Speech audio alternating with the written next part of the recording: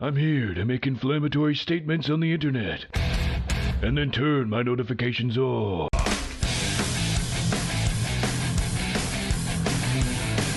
The Online War Act, let me repeat that again. The Online Safety Act was implemented a few weeks ago, and needless to say, it is not going as the UK hoped it would. People are not happy with it, and I am one of them. Right about now, a lot of people have made videos on it and covered the topic in greater detail, but here are my 2 cents. I think the Online Safety Act is nothing more than a government op that is designed to get rid of online privacy and monitor people's activity more closely. That means that people will not be able to hide behind aliases and will have to reveal their real identity. Problem is, this is the same country that has a history of imprisoning people for posting mean comments online.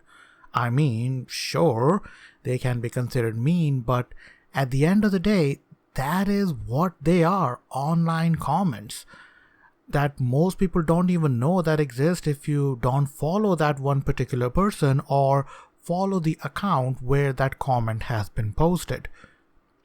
It is also worth mentioning that World Economic Forum, yes, the same a-holes that talk about climate change, removing carbon footprints and global poverty, and then meet up in Davos in private airplanes, want to get rid of online privacy to combat cybercrime, which is stupid because if you know anything about what's happening in China with their internet regulations, you would know. And it doesn't help either that our Prime Minister Kier Starmer loves spending time in Davos, and the UK is a member of World Economic Forum.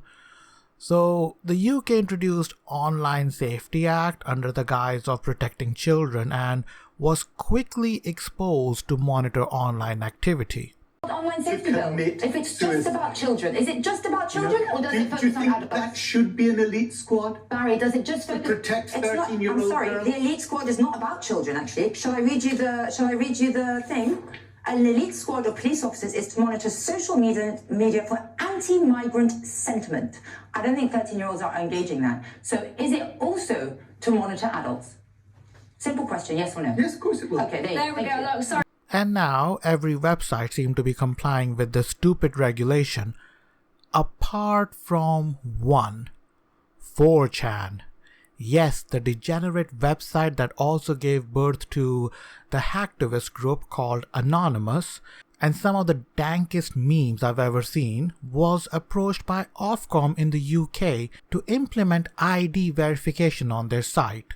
And 4chan responded with a legal statement that I will go through right now. Statement regarding Ofcom reported provision notice 4chan Community LLC. According to press reports, the UK Office of Communication, Ofcom, has issued a provisional notice under the Online Safety Act alleging a contravention by 4chan and indicating an intention to impose a penalty of £20,000 plus daily penalties thereafter. 4chan is a United States company incorporated in Delaware with no establishment, assets, or operations in the UK. Any attempt to impose or enforce a penalty against 4chan will be resisted in US federal court. American businesses do not surrender their First Amendment rights because a foreign bureaucrat sends them an email. Under settled principles of US law, American courts will not enforce foreign penal fines or censorship codes. If necessary, we will seek appropriate relief in US federal court to confirm these principles. United States federal authorities have been briefed on this matter. The Prime Minister, Sir Kier Starmer, bro, just drop the sir, okay? He does not deserve that knighthood. He doesn't. Keir Starmer was reportedly warned by the White House to cease targeting Americans with UK censorship codes, according to reporting in The Telegraph on July 30th. July 30th. Despite these warnings, Ofcom continues its illegal campaign of harassment against American technology firms. A political solution to this matter is urgently required, and that solution must come from the highest levels of American government. We call on the Trump administration to invoke all diplomatic and legal levers available to the United States to protect American companies from extraterritorial censorship mandates. Our client reserves all rights.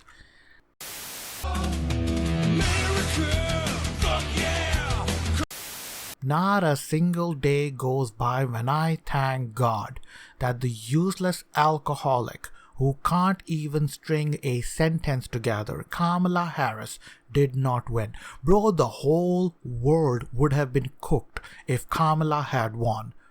Bro, imagine if Trump enforces like huge tariffs on UK just because of this stupid online safety act, all because 4chan didn't bow. Imagine that. 4chan of all sites decided to make a stand, and it results in the online safety act being reversed, all because of those degenerates online. And the replies are even funnier. If the internet has told you once, it's told you 1,000 times. Don't provoke 4chan. Durex could have prevented this. Alright. No, not alright! I think it's about time that the weaponized artists of 4chan made their presence known to the UK government. Another one. It's time again. The last battle is upon us, Anons. But wait! There's more! Remember when 4chan repeatedly found and removed Shia LaBeouf's "He Will Not Divide Us" flag? Consider this. Does England really want to challenge that level of passive-aggressive behavior? I hate to say it, but civil wars around the world is coming. You know, I really remember, it was one of my favorite series on YouTube. So basically, who do not know, Shia LaBeouf, the Transformer actor, he put this like random flag in the middle of nowhere with, I don't know, like a camera streaming, like the flag 24/7, and they managed to not only find where the flag was, they stole it. They found the location of the flag by looking at the constellation stars and everything.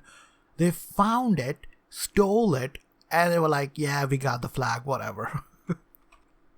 Respect my authority. Bro, anyone who is familiar with 4chan will tell you that it is not a good site to mess with. Even Rule 34 roasted the UK government. Ah, man. Here we go. Let's go through this. Access restricted. Gooner too long didn't read. Site blocked in the UK to comply with regulations. Your government is dumb. We are looking into solutions. Come to our Discord and cry about it. There is a petition here if you want to vote against it. Text you don't want to read. Okay.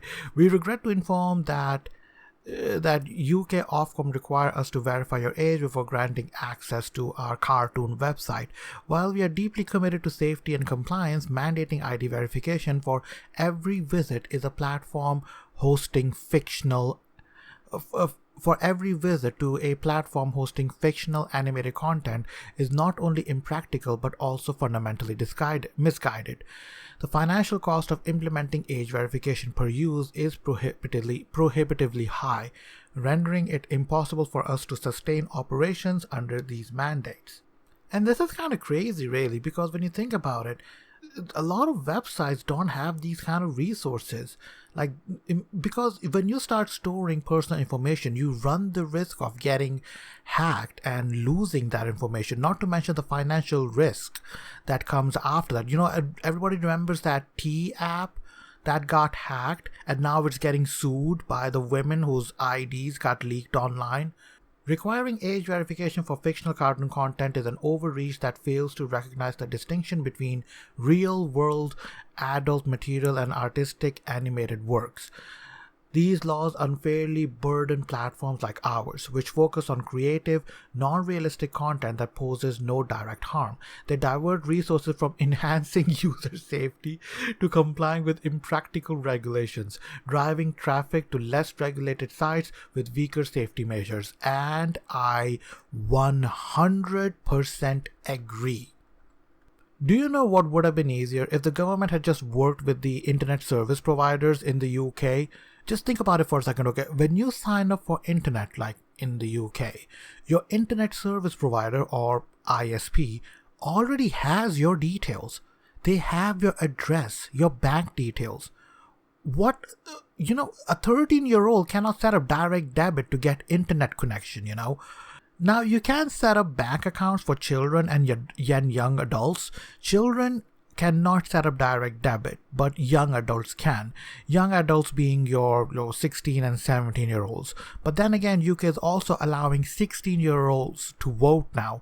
So they're allowing you to vote. Well, sorry, not you. I mean 16, 17-year-olds to vote. They are allowed to set up direct debits, but they need protection when they go online? Like, what? What the fuck? But anyways, coming back to the whole ISP thing, okay? They know what kind of device is being connected to the router, which kind of sites are being visited, all that nonsense, okay? Your ISP, your internet service providers, they know about all that. Why couldn't the UK government just force ISPs to block age-gated websites by default? And if you want them unblocked, you have to manually ring or get in touch with your internet service providers and ask those restrictions to be lifted. Why couldn't they just go down that route? That way, homes that have no children or anyone under the age of 18 have no restrictions whatsoever. But the households that do would have to confirm whether they still want those restrictions in place or not. They could have easily set up, like, you know what, they can also set up individual restrictions on device. Like if UK government had gone down that route, working with internet service providers, they can set up, like, they could have set up individual restrictions on devices. Like, so for example, if a household has 2 children, the parents can get in touch with internet service providers, give machine codes of the device, being used by the children, and boom. Now those devices cannot access age-gated material. There you go. Done. Meanwhile, the parents can surf the internet as normal. Ofcom and all the people working at Department of Science, Innovation and Technology, they all need to be fired. This is the part where I get into conspiracy theories. Well, actually, it's not really a conspiracy theory. It's out in the open. I mean, I managed to find this information pretty quick, so I guess it's not really a conspiracy theory at all. But here's my take. You might be wondering why I mentioned World Economic Forum at the start of the video, because I wanted to let you know that UK is part of the WEF.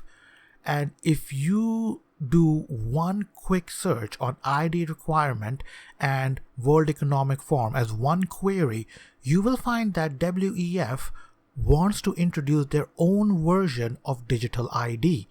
ID.me is a next generation digital ID wallet that simplifies how individuals securely prove their identity online. Consumers can verify their identity with ID.me once and seamlessly log in across websites without having to create a new login and verify their identity again.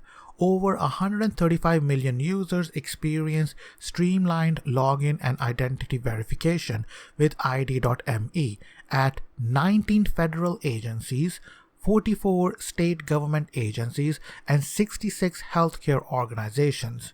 More than 600 consumer brands use ID.me to verify communities and user segments to honor service and build more authentic relationships. ID.me is committed to no identity left behind to enable everyone to have a secure digital identity. There is another PDF document I found on WEF website that states, in 2015, with the adoption of the Sustainable Development Goals, the international community recognized legal identity as a development priority. SDG aims to by 2030 provide legal identity for all, including birth registration. Indeed, as the World Bank posits, ID can be a direct or indirect enabler of many sustainable development goals, including access to finance, gender equality and empowerment, and migration and labor market opportunities. Okay, so yeah, there you go. That would explain why UK and the rest of the Europe is hell-bent on getting rid of online privacy. And for those wondering why this is a serious issue, let's not forget what happened in Canada when truck drivers protested against the shots, and the government froze their accounts and threw those truckers in jail and stuff. You remember that, don't you? I know I do. I'll leave a link to some of these articles in the description box below. Cut long story short, Kier Starmer asked Fortune to comply, and they told him, Ofcom, and pretty much the entire UK to right off. I didn't want the video to be this long, but I wanted to give you context as to what's happening and why it may be happening. If you like the video, please give it a thumbs up. If you want to see more and give my life some meaning, please subscribe. Other than that, have a great day. Peace out, angels, and stay awesome.